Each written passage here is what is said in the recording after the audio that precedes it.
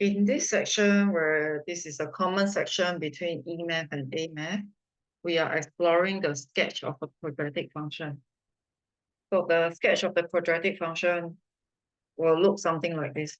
So we already know that what is called a general form of a quadratic function.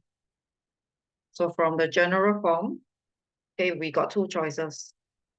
Okay, you can do a complete square, or you can do a factorization.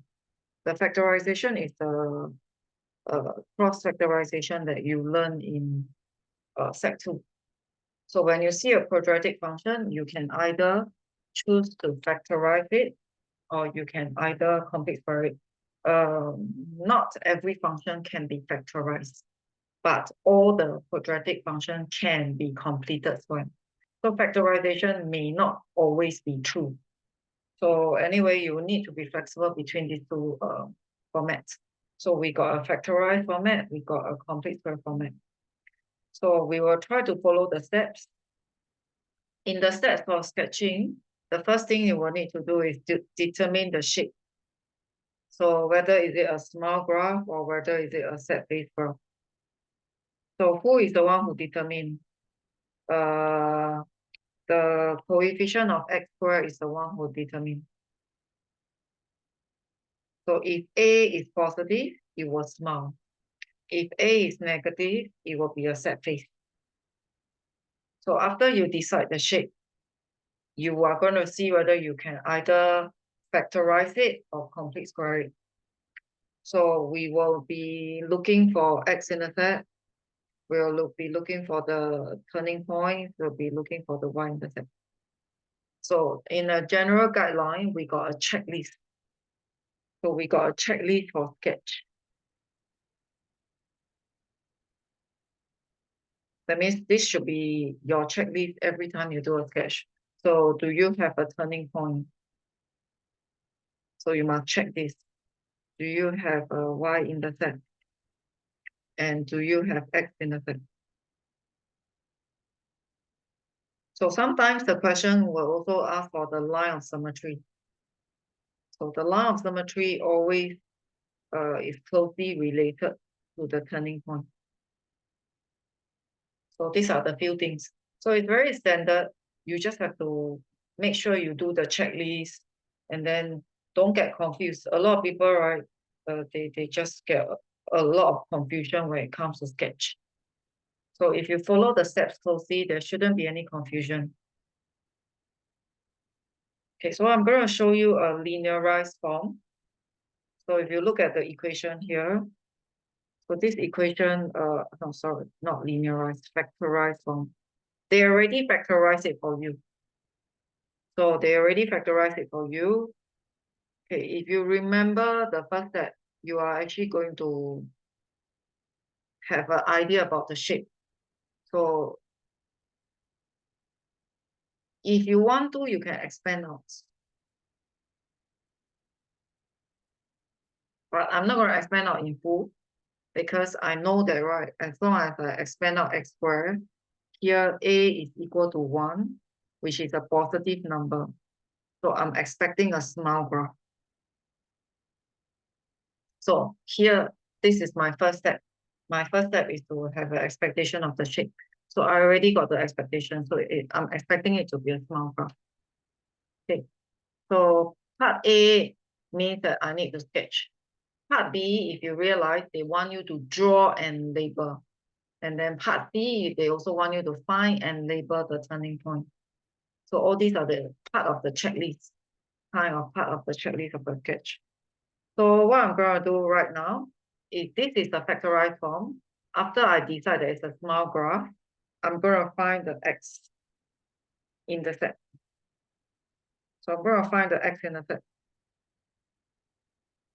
Follow the steps. Find the x-intercept means, right, you're going to put y equal to 0.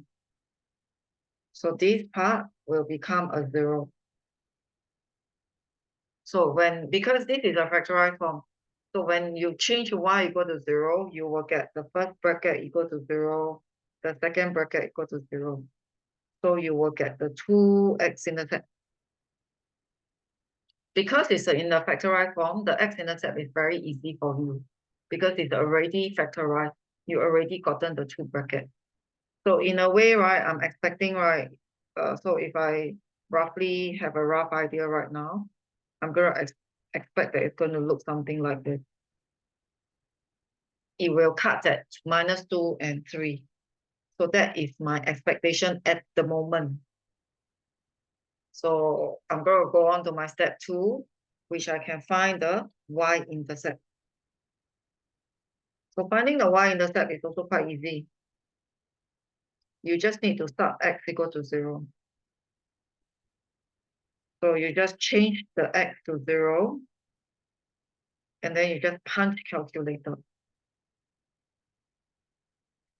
So right now, I'm expecting that it will cut at a -6. So have a bit of idea. If you want a little bit of idea, it actually looks like this. So the x-axis is -2 and 3. Here I got a -6. So I'm expecting that it will be somewhere like this. Something like this. Okay, but if you look back at the checklist, I still got something missing. I do not have the turning point yet. So I do not have the turning point yet. So where am I going to get the turning point? So the turning point is somewhere in the middle. It's somewhere in the middle of the x-intercept. Because a quadratic graph is symmetrical, so I'm expecting somewhere in the middle here. So I'm expecting somewhere in the middle of the x-intercept. So that's why using the two x-intercept, okay, I'm sharing the two x-intercept.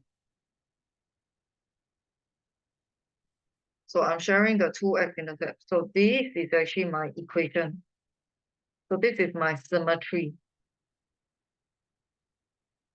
The symmetry is halfway between the x-intercept. And the symmetry is also helping you to find the minimum point. So the minimum point,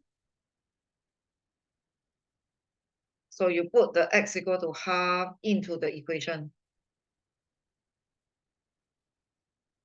So you put into the equation x plus 2, x minus 3.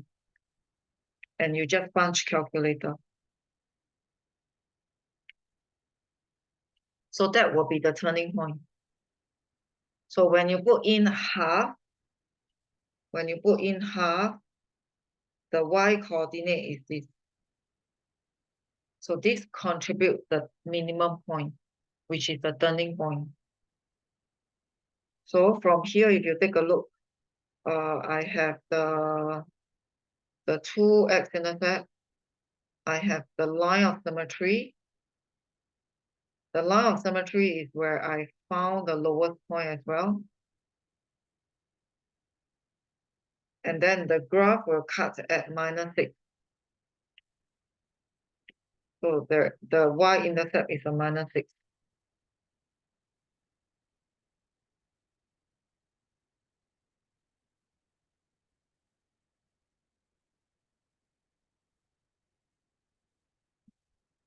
So that's how you draw the sketch.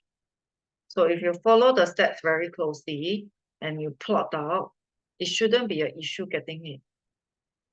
So try to follow very, very, very closely to the step. So in this case, I can find the turning point without complete square because I make use of the line of symmetry. The line of symmetry is a middle line. So it's in the middle of the two x-intercept. So because of the middle of the two x-intercept, I also find the turning point. So that will be a whole sketch. So the final step, of course, you go and sketch out based on your information. But along the way, you already built up the idea, how will your sketch look like? Right from the very first step, you know there's a small graph. And when you find the x-intercept, you can expect a little bit more. And then when you find the y-intercept, you also expect a little bit more. So then eventually we find the line of symmetry, which help us with the turning point as well. And you should see that, right, the line of symmetry cut the graph exactly into two halves. So you will see that it cuts in this way. This is like one half of it.